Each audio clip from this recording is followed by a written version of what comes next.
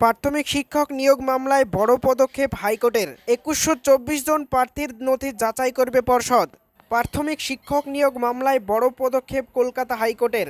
২০২২ সালে ২১২৪ জন প্রার্থী পরীক্ষা দেওয়ার পরেও বাদ পড়েছিলেন। এবার তাদের নথি যাচাই করবে পশ্চিমবঙ্গ প্রাথমিক শিক্ষা পর্ষদ, এমনই নির্দেশ দিয়েছে হাইকোর্ট। এই নিয়ে একটি বিজ্ঞপ্তি জারি করা হয়েছে পর্ষদের তরফে। বিজ্ঞপ্তিতে বলা হয়েছে, আগামী ২২শে জুলাই থেকে ৩১শে জুলাই পর্যন্ত চলবে এই নথি যাচাইয়ের প্রক্রিয়া।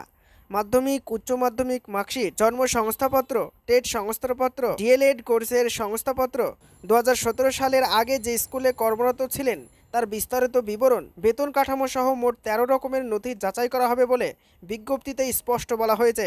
মূলত ২১২৪ জন প্রার্থী সকলেই বেসরকারি স্কুলে কর্মরত থাকাকালীন national institute of open schooling বা এনআইওএস থেকে ১৮ মাসের ডিএলএড কোর্স করেন। সুপ্রিম কোর্ট অতীতে একটি মামলায় জানিয়েছিল এনআইওএস থেকে করা ওই ডিএলএড বৈধ নয়, তাই পরীক্ষা দিয়েও বাদ পড়েছিলেন তারা। অবশ্য শিক্ষক নিয়োগের সর্বোচ্চ নিয়ামক সংস্থা এনসিটিএ জানিয়েছিল ১ এপ্রিল ২০১৭ সালের আগে কর্মরত অবস্থায় national institute of open schooling থেকে ডিএলএড করলে তা বৈধ বলে গণ্য হবে।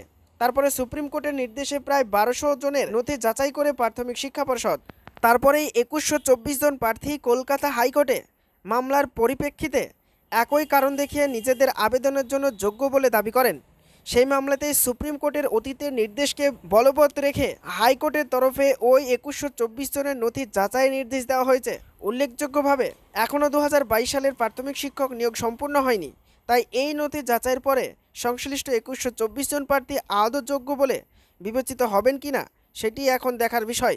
এই প্রক্রিয়া শেষ হলে নিয়োগের চূড়ান্ত তালিকায় নতুন মোড় আসতে পারে বলেই মনে করছে প্রশাসনিক মহল।